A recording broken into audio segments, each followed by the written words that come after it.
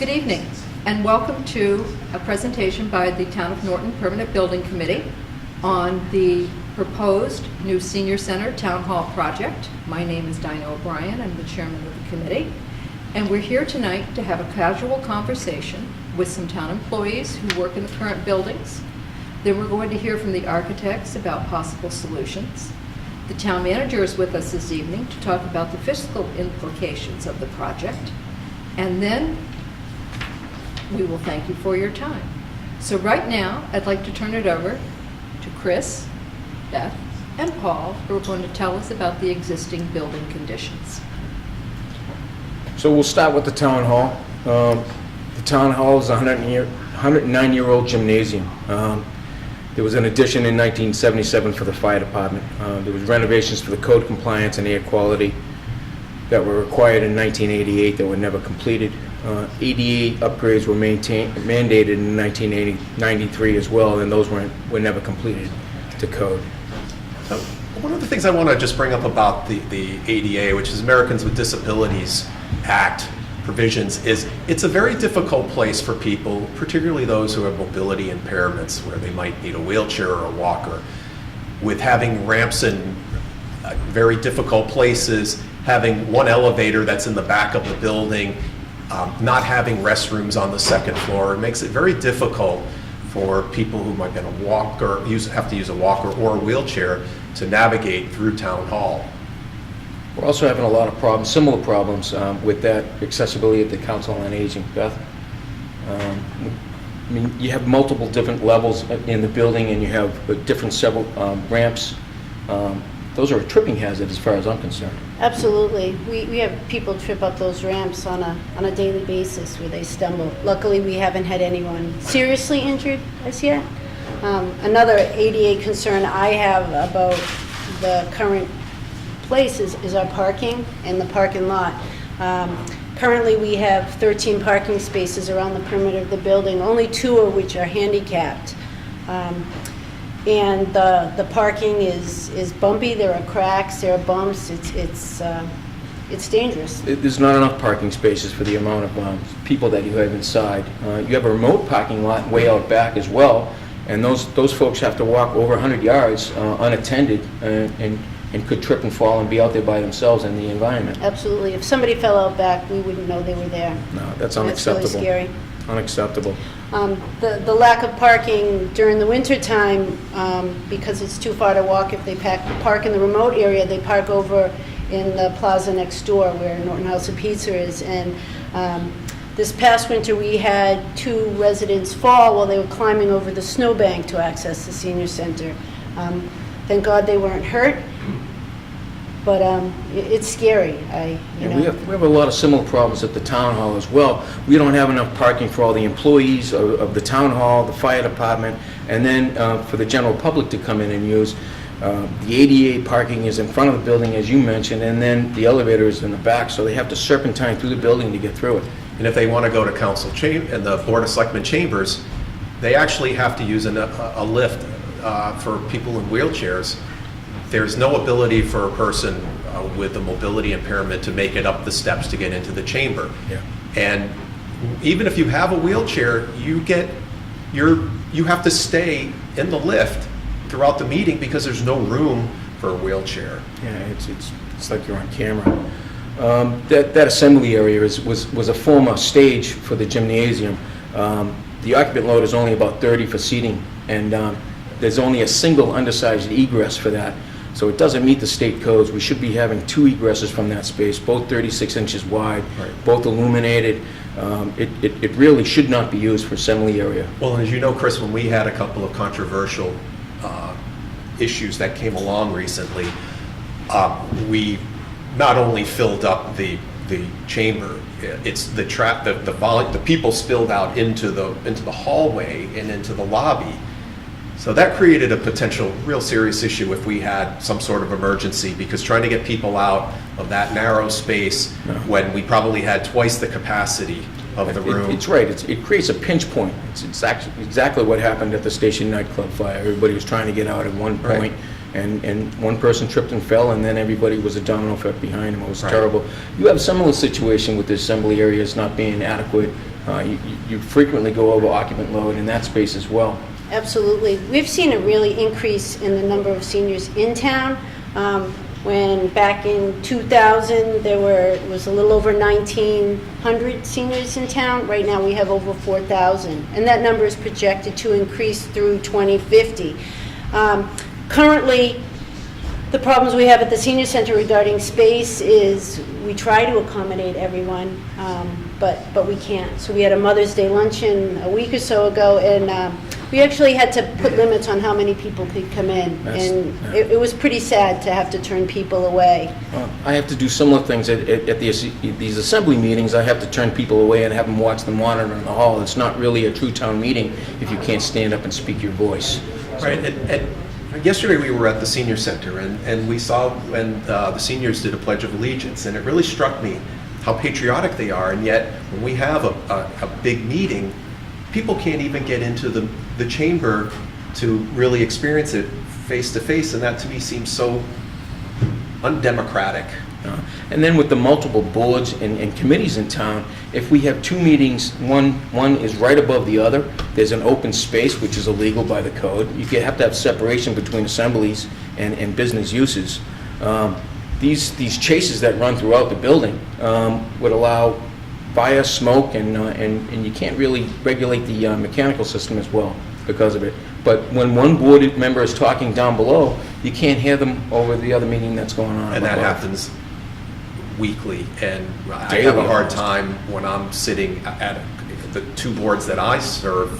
I have a hard time hearing it, and in fact, because my office sits right above, on the second level, I don't know how you do it. It's a challenge to concentrate on work with the sound, with the volume. There should be there were mandated repairs, as I mentioned earlier, in '93 that were never done because of fiscal restraints. So we'll see where that goes. I'd like to touch on your building. Your building is a 125-plus-year-old building. It was a timber frame. It was built in the late 19th century. These timbers are several hundred years old, and they're almost petrified, so it's impossible to actually work on this. The way the gable roof and then the existing shed roof that was added on for the fire department, this building has had multiple uses. Catches the snow in the wintertime, and it won't be long before that building comes down, in my sincere opinion. So,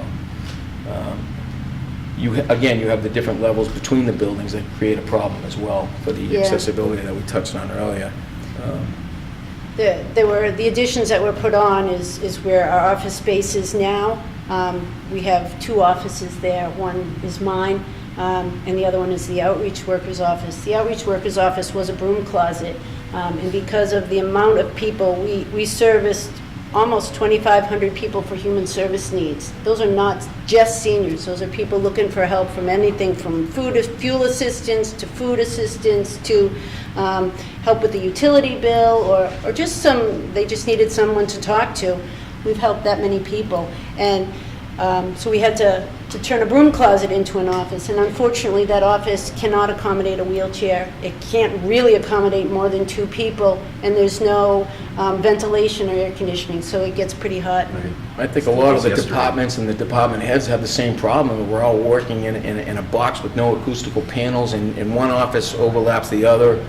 There are no private conversations between, the department head or staff or anybody coming in looking for an abatement or want to talk taxes or something confidential. So it's a problem town-wide. And in our case, too, on the second floor, we have planning, Parks and Rec, and conservation all in one suite. And we all have meetings in that one table. That's the center, and we have public meetings there. And but there are times when privacy is of issue to people who are coming in for, say, it's a husband and wife trying to get a variance, or it could be a large developer proposing a project that they haven't publicly or officially provided us, but they're meeting with us to talk about the project. Oftentimes, in those situations, developers don't want that to go public yet because it's not ready, and they're not legally required to do so. And yet we're having a meeting with them in a very open area, and people are coming and going and talking, and it's makes it quite challenging, and in some cases, it's very frustrating. Yeah, We- go ahead, Beth. I was going to say, we have a similar experience. We hold a tax program where we offer free taxes for low-income residents as well as seniors during the tax season, and it uses our back card room. And if we had 3 preparers in that room at one time. So 3 people were getting their taxes done in the same room. So there was really no privacy, no confidentiality. We have the same problem with the HIPAA laws and talking with anybody, like Paul was talking with the proposed developments. I mean, there's a whole long list of inefficiencies within that building. Heating, ventilation, what's required to keep those buildings hot and cool during the different seasons. There's not enough bathroom. There's not enough fixtures for the public, never mind the staff. We only have 2 bathrooms at the senior center, and, you know, after an hour-long class of Zumba, the line is down the hallway. Can't So imagine. it's Right. a We problem. definitely don't meet the current codes as well. I'd like to talk about the energy efficiency of those buildings. There basically is none. So the town hall is a cinder block CMU style construction. There's no insulation in the floors, the walls, the ceiling. Anything that we pump into heating or cooling goes right out the single pane windows. So it's costing us more to maintain than it would to construct new, in my terms. And Yeah. you're seeing similar things at We're yours. seeing the same thing. You know, we don't have we don't have any insulation in the ceiling at the senior center, and I'm always cold. And the people who come in are always warm. So there'll be times we have the AC and I'll have space heaters on at the same time because you just can't get a good temperature. It's the same for us. What's, I think, a tougher part is because there's, you know, like you, we have a lot of members of the public, and like today, it was 80 degrees in our office. And in the winter, it's just the opposite, where it heats up quicker because heat rises, but I have to have a space heater, and I'm pretty warm-blooded, but it's just the cold that Most of the resonates. town hall has space heaters, and those are illegal, and then they put on extension cords, so I have to do a lot of this while walking through the town hall. But when when it's one thing when it's us, and that's important, but you know, when it's our customers, it's our residents, that's just another example of how a building like the ones we work in aren't respectful to the residents. They deserve better. Absolutely, they No. deserve better. I agree with you. Basically, these buildings have exceeded their life expectancy. The cost to renovate would far exceed what it would cost to build new. I mean, if you plot the points on a graph for the costs associated with the existing building maintenance, cost for heating, cooling, and the needed upgrades for the growing community, and compare them to the cost of the new facilities, you would see that these lines intersect at some point. And you would realize that what it's costing us to maintain and continue these existing buildings far exceeds what it was cost to build new. So, and again, I find it very difficult to enforce the provisions of the code to the rest of the town when I have to go back to that structure that doesn't meet anything, so, any of the codes. Anything else you'd like to follow? I think there's one need that we have that hasn't been mentioned, and that is a kitchen facility. It would be really great if we could be a congregate meal site for the community, so we could provide meals for people. We should be doing that. Our residents deserve better. They deserve that, and we need to be able to provide that. Well, with these new proposed buildings right next to each other, I think the assembly spaces that will be in both buildings will be able to flow from one to the other, and then the kitchen in one will be able to be used by both the town employees and the council on aging as well. It will be designed as a community center. Absolutely, absolutely. And the possibilities are endless, what we could do for the community in a bigger Well, I think building. the building committee and the architects present tonight can take it from there. Excellent. Diana? And now we'd like to come up with the solution to the problems which you just heard presented by town employees. And I'd like to introduce Mike and Joel, the architects who were selected by the town, to come up with a solution to the problems. The building committee started working on this in 2017. We've had many meetings with these gentlemen, asked them many questions. They've spent a lot of time in our community, and they're here to talk with us about their proposed solution. So, Mike and Joel, welcome. Thank you very much. Can you tell us a little bit about the time you spent researching what needed to be done to meet our problems. Sure. We'll start with Mike, and then we'll go to Joel. Well, we started by looking actually at 3 sites, spending taking an awful lot of time looking at different site sizes, issues with wetlands, issues with would there be space for parking, a whole host of issues. And eventually we ended up settling down, deciding that the building committee decided that one site was probably the best site. And we also met with, we did an extensive amount of space programming, whereby we met with each department head, visited with each department head, saw the space that they presently have, discussed what works well about what they have. Often we heard what doesn't work well about what they have. We looked at their storage issues like their storage requirements. We discussed with them issues like how technology may be impacting the way they work, or how it might impact the way they work in the future. For example, the building department has gone to online permitting, which has a pretty big impact on how often the public is coming to town hall to pull a building permit, for example. So we met with each department, came up with an entire space program, department by department, kind of compared that to the overall building size that programming conveyed was that we would need a building of about 24,000 square feet. Comparing that to the existing town hall, which is a little over 14,000 square feet, including some storage space in the basement, you can see that the new town hall would be a fair amount larger than the existing town hall, and I can explain why that's the case. But so we did an awful lot of investigation to try to sort of right-size the building to meet present needs, and we thought about technology and all the things that would impact a building size.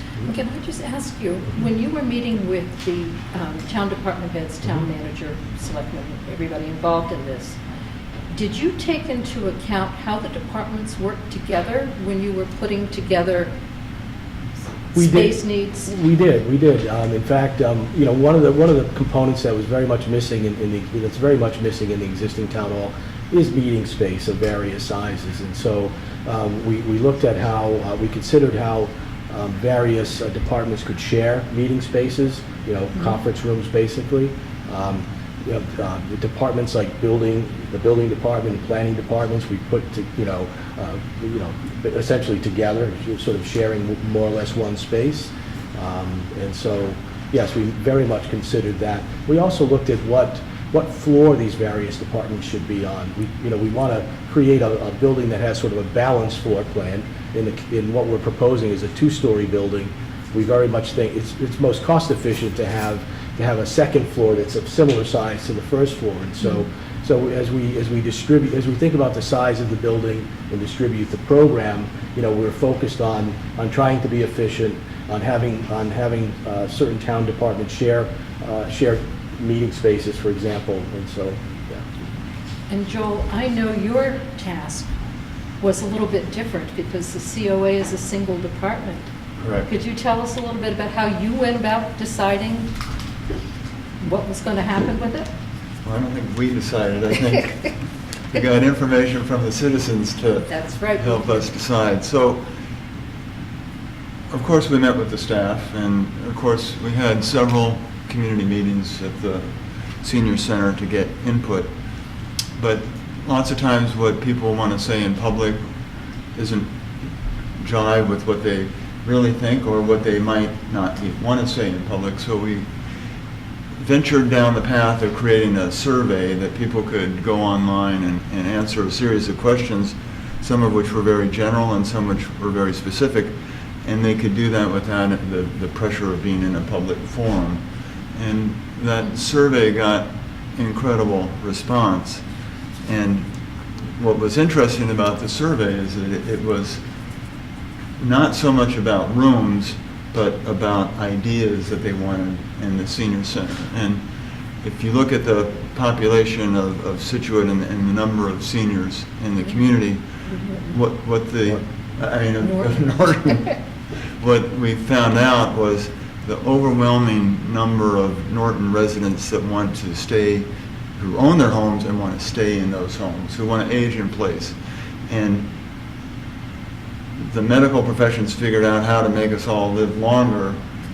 What the survey was saying is, here's how we can live better and how we can get services to help those extra years that we're all getting in our life cycles more productive and more advantageous to the seniors. So they came up with ideas of very general features of fitness, of mental health, what you could do for lifelong learning, sort of broad categories of pieces, including a communal, a commercial kitchen that could be used for teaching, not just cooking meals. And we transferred these general ideas into very specific programs and then took those back to the seniors at one of the public forums and got feedback in terms of, have we translated your ideas into actual spaces? So it was a very different process for us than your typical programming, what goes into the building. And it worked very well. I Well, received a lot of positive feedback from the survey. And I think that, through that work, you got down to what is the essential senior center. A 10,000 square foot senior center with an 8,000 square foot pantry, extremely efficient space, well vetted, and so it's sort of what we term it's down to its essence. Essence, yeah, that's very important. Could you talk a little bit about, because obviously when we started the project, the building committee was tasked with plans for a new senior center and also plans for a new town hall. We went out to bid. Both of you gentlemen were the successful bidders. But it created kind of an interesting working environment between your two firms to design the buildings as they are proposed on a single site. And I know that was a challenge. Could you talk a little bit about the site and how you decided what the buildings should look like on the site? Yeah, well, I think we both took an approach whereby we think that the building should have a sort of be traditional in appearance. And I think often if you look in historic New England Village, you'll see buildings that have a variety of materials, right? I mean, buildings aren't often the same when you build a community. You'll end up with brick buildings and wood next to wood buildings, and in fact, I think that's often what makes a sort of New England village. Often it's what provides its attractiveness, that there's not sort of sameness. And so, what Joel and I did is we worked to come up with a site plan that I think works very well together. We coordinated parking. We talked about how the two buildings could benefit from one another in terms of certain utility services and the like. So, Joel, do you want to add to that? Yeah. Well, when people ask me what we are doing in Norton, I like to say, well, we're doing a new town center. We're bringing the senior center, it's morphed into a community center and a town hall, and it brings tremendous energy to one location and synergy between these different departments. And the site plan, I think, shows that you put these two buildings next to each other, it creates a space, it creates a very vibrant green space that is much more than just a senior center and a town hall. It's a lake, it's a walking paths, it's really a green corner of the town that brings all these groups together, and I think it's tremendous synergy. I don't think that the exact solution of what the building is, we purposely tried to make the senior center look a little different than the town hall, because they're such different programs. They're connected, but in the next phase of design, that could certainly evolve into them being more similar or more tied together. Well, thinking about But I don't think they need to be the same. I think, I just want to, like to point that out. I think they can be of slightly different architecture in a way. They would share senses of proportion and whatnot, but I think that I think they can be a little different. There are some reasons why a town hall might be built of a different type of construction than a senior center. So there can be cost savings and have the buildings being slightly different in appearance. So I think even going forward, I think I'd be mindful of of the idea that the senior center might be a building that's mostly of wood construction, and the town hall would be more kind of what we call type 2B construction, non-combustible steel and concrete essentially. So something else I'd like to point out, that one of the benefits of having we have included a connector between the two buildings, and so I do think there's going to be a lot of sort of synergy between the two facilities, and the idea of having them both on one site, I think, is really going to make a special space, a special place, as Joel was alluding to. Well, I was just thinking, maybe inadvertently, we have brought you all into a type of project that you really hadn't worked on before, ostensibly creating a new governmental center. Exactly. Not just a building, but actually a center for activity and services Absolutely. within. Something else we're going to be able to do is share parking. If you created each building independent, I think you would have more overall parking than we do with having both facilities come together and share parking. So it's another added benefit. And before we get into the interior of the building, you're right, we're sharing parking. Let's just touch on the not so glamorous. I assume we are sharing a septic system and all of the things that you really don't like to think about, but Very are important. there. They're very important, yes. Yes, we're sharing one septic system, which in this case would be located off to the left of the site, up in this area. And electrical services. The main electric coming into the site would be shared, yes. So it's really a cost savings to put them both on the same site. Absolutely, absolutely. Excellent. Well, why don't we show the folks at home a little bit about the interiors of the buildings. We'll start with the town hall.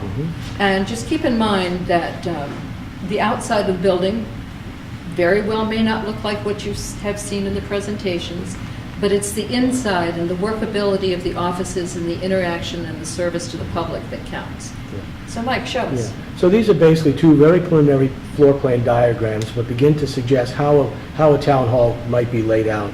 And as I alluded to earlier, the idea of having the Board of Selectmen on the first floor, having the town clerk on the first floor, along with this very heavy vault, it's 6-hour vault.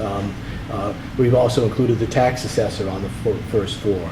And then we have mechanical space and, space for a sprinkler, fire suppression sprinkler system, main. And so those are the components that are on the first floor. And then the second floor, as I mentioned, the idea is to try to have a second floor that's of similar size to the first floor, so that we have a building with considerable efficiency. So on the second floor, we've included the building department, the planning department, town manager, accounting. So that's the general layout of the building. And architecturally, the idea is, and it's hard for me to point on TV here, but we basically have a corridor that would be on one side of the internal of the L, that would be very well daylit, and daylight would actually come through that corridor and also into the office environment. So you'd have an overall building that has good daylight in its public corridors as well as within all its office spaces. So we're not going to have two vaults sitting one on top of each other any longer. No, And we're going to have employees one will proper actually vault. have windows? Yes. Okay, Yeah. very good. Joel, could you show us a little bit about the vision that the seniors like for the Council on Aging? So the floor Community plan, center. floor plan's 10,000 square feet of program space, and then an additional 800 square foot of the community pantry, the food Norton pantry. Food Pantry. And so the total is just under 11,000 square feet. There are a couple things about the building. One, it's very compact. It's on one floor. If you look at the floor plan, it connects in this direction to the town hall, and it connects in the other direction to the parking lot. So there's some confidentiality of folks using the pantry and that space. It's not front and center on the building. The challenge in these projects that we find is that that's coming from a 2,000, 1,800 square foot building, and this is 10,000 square feet, so it's 5 times the size, and you don't want to increase your staffing by 5 times to manage it. So it's very efficient, and very compact, and the spaces inside are designed so that it can all be used by volunteers. So the kitchen isn't the type of kitchen that you need to be a professional chef. It's a kitchen that volunteers can go in and use. And that was one of the highlights from the survey, wasn't it? Exactly. People want volunteer opportunities. Volunteer opportunities, and you Very good. create that for them, and that helps you operate the building without having to necessarily increase the staffing. So the kitchen was a big volunteer opportunity. The fitness and lifelong learning, those are opportunities for volunteers as well. There's sort of 5 things that we try to do in these buildings. As you come in the front door, which is right here in the center, right there is your information dissemination center. People that come in with questions about insurance, questions about doctors, any sort of outreach, transportation, information that they may need from the senior center is right there. Convenient, and that's where the staff are. And then the other programs, the lifelong learning, the health and wellness, the socialization, those sort of spread out in the building. And I know some people say, when you say socialization, well, we have the lobby, we have a cafe. The idea is to create a sort of hotel lobby kind of space that's a casual space. And you can't force socialization, right? You can't. But what you learn is that isolation is one of the key problems with some senior citizens. And so if we can find ways to bridge isolation by bringing folks in and then them seeing there's a place to have a newspaper reading or a conference, it's all an idea of breaking those boundaries, breaking barriers. Good idea. Very good idea. And the food pantry is on, I mean, has its own entry? it has its own entry, so it has its own service entry. It connects to the building, so volunteers can, the food pantry was the place that got the highest category of It folks did. wanting to volunteer Volunteer for. for it, yes, it So the did. thought was, if you can get to it from the senior center, folks can, they're in the senior center, they come for an exercise class in the morning, they can go down the hall and volunteer in the food pantry. So it's a very public space, but for those that may not want to broadcast that they need those services, they can come in the back way and no one knows you're coming there. into the building. So it's a really great feature. It's really set up nicely for the human services aspect of this department. For your taxes, to meet with a social worker, to meet with a nurse practitioner. And then through the breezeway to the town hall, you have easy access to the veterans agent. So it's a very symbiotic relationship between the two buildings, and I think it'll work well. And in fact, the common rooms that are the multipurpose rooms in the senior center can be used for town meetings in Town the meetings. evenings and that. That's right. as well. Possibly building voting is- and some other components, right? And Right. voting as well. Voting Yep. as well. Mhm. The two sides of the building are such that they can be closed off at night, and the rooms can be used. Mhm. Heaven knows, the town of Norton does need more meeting rooms. Yeah. We tend to run out of space very quickly. One of the issues that I have heard about the site is that it is on a lake, as beautiful as it is, but lakes tend to flood. Can you talk to us a little bit about the floodplain? Sure. Oops. Would you want to go? No, you want the wanna site touch plan on it in a again? minute. It's been a concern, it's been a question that people have asked. And if we're going to propose two buildings that have nice walking trails and various things, it's always nice to know that we're not going to be underwater. Yeah. The building is very much outside of the 100-year floodplain. It is something that we've looked at, the septic system as well. Things have been designed with the floodplain in mind, and we are outside of it. So the town is not going to be on the hook for a flooded septic system or That's correct, yeah. anything. I mean, within, 500-year storm, Unless, God forbid, we get the weather that Houston is getting now, that, then we yeah, really yeah. don't have a But, I worry. mean, relative to sites in New England, I think it's an appropriate site, and we're back an appropriate distance, yeah. And I do like the passive recreation that has been allowed into it. There's very little passive recreation area within the town of Norton, and I know Beth works heavily with the recreation department. for that. So this is a great community Well, it's area. also a key element of the survey was seniors and respondents saying that they would like an outdoor walking trail. Walking trail. And none of the other sites afforded that opportunity that this site. Because there's actually a big chunk of the parcel actually is on the other side of the river and, or mill ponds, if you will. And so there's actually a big part of the site that we're not even focused on at this point, that over time could be developed into, you know, walking trails or. So it does have, you know, possibilities for recreation. Absolutely, Farther yeah. into the Yeah, future. yeah. And when I've been over there numerous times, there's been this tremendous great blue heron, and so the wildlife, I mean, it's truly a beautiful site. It will make a beautiful place for a community center and a town hall. That sounds nice. I thank you very much for your efforts and all your work on the project. We appreciate it. Thank you. Thank you Thank very you. much.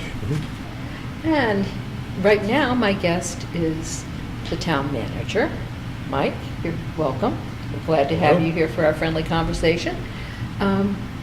Could you take us through a little bit of the, you know, how the town is started on this and where we're going? Okay. Well, first of all, I'd like to thank the building committee. I know they've worked hard on this project.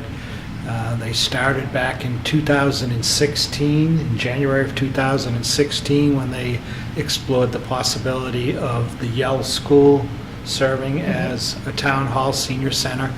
And that didn't pan out. So then in June of 2016, they began looking at other options for town hall senior center. And until they went out to bid in 18 and found two great architects.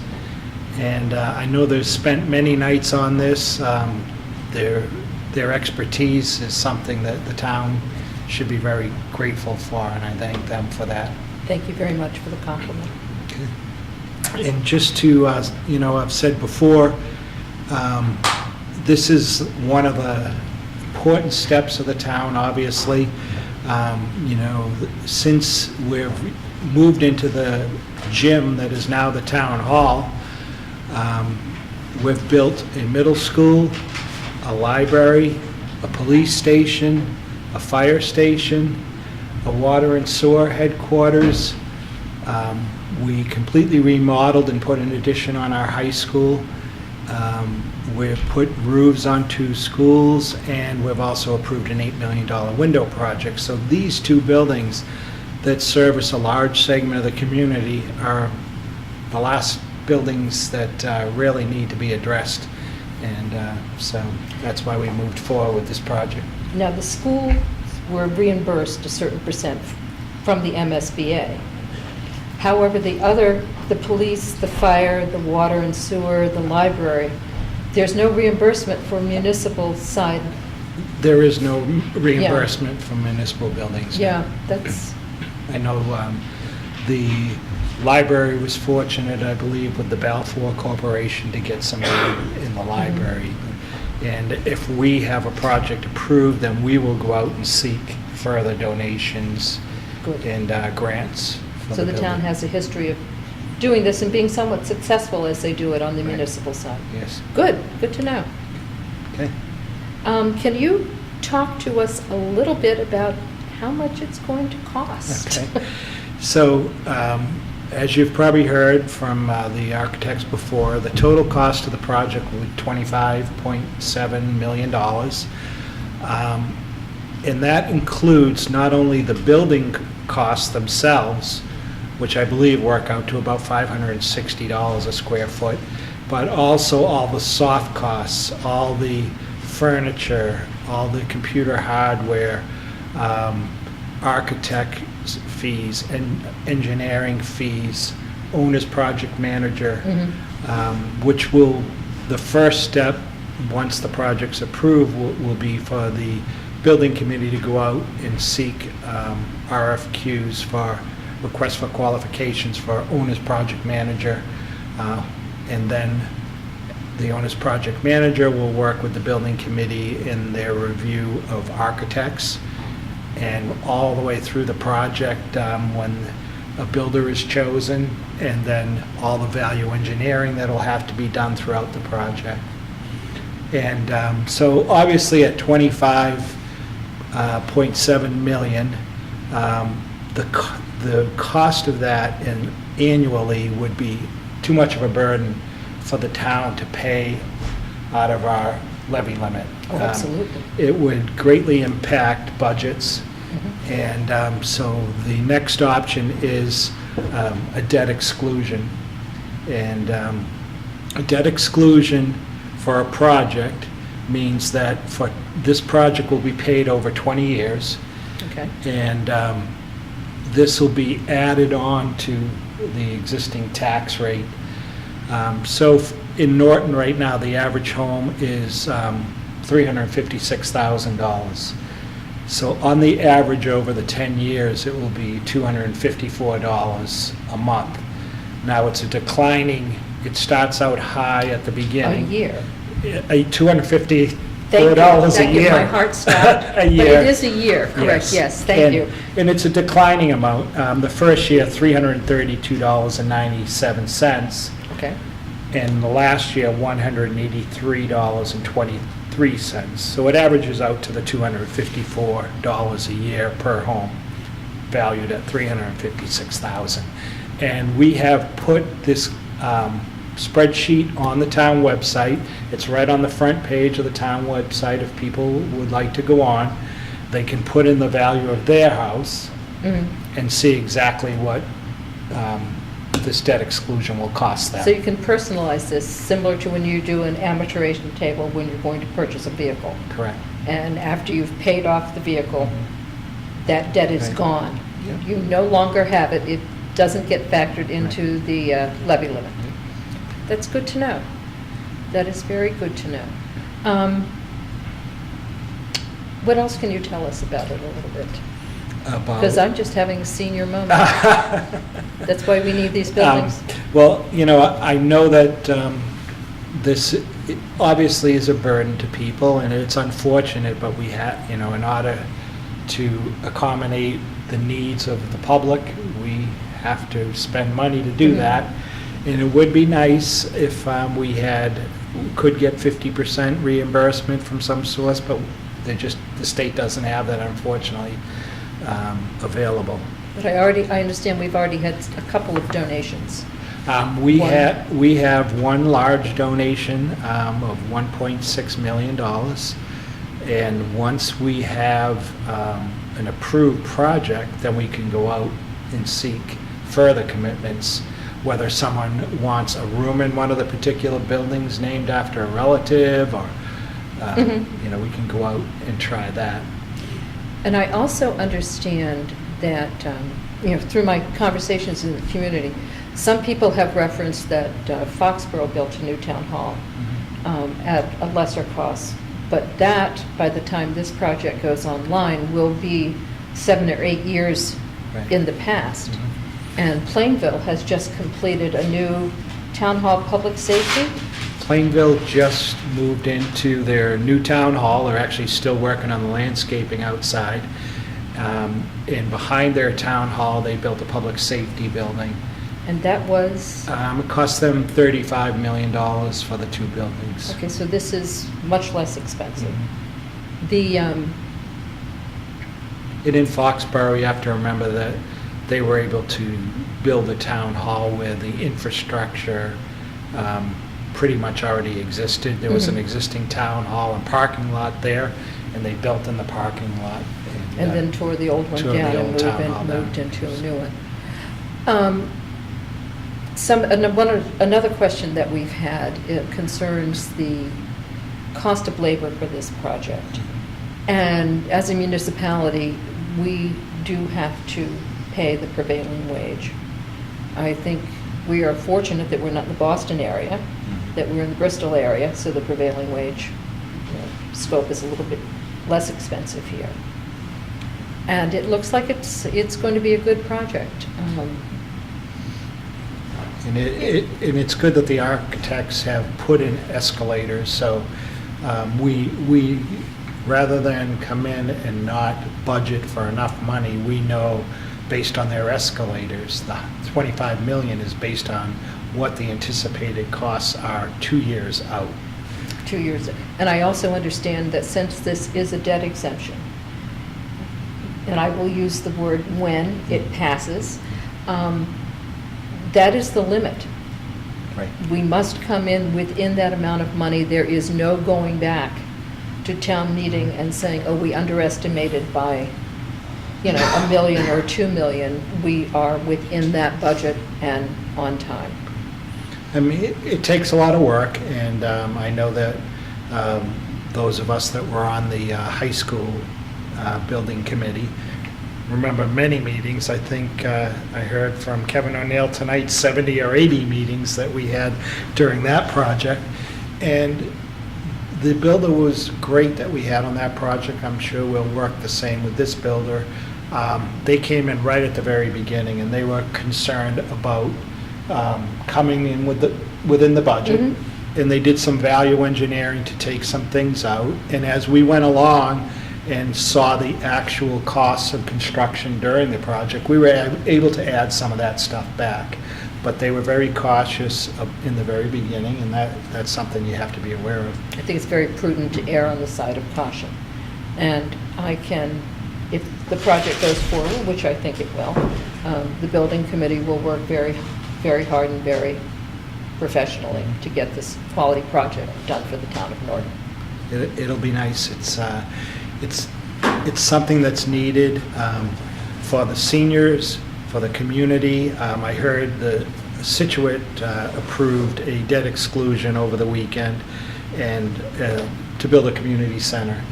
And someone was on the radio talking about it and said, this is perfect. This is what people need. A lot of these people are by themselves, and now this gives them an opportunity to have a place where they can go and hang out with multi-generations. And this is something that is excellent for the seniors, and that would be the same with our community center.